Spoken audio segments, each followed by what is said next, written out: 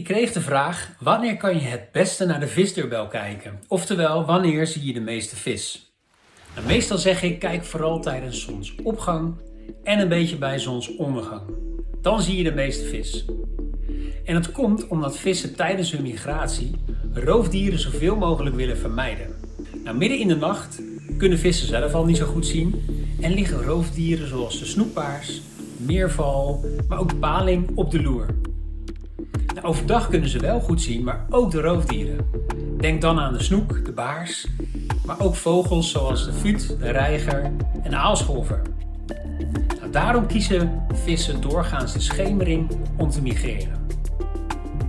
Nou, de afgelopen dagen is het al lekker druk voor de Visdeurbell en zie je ook overdag best wel veel vissen migreren. Dus kijk vooral wanneer je wil.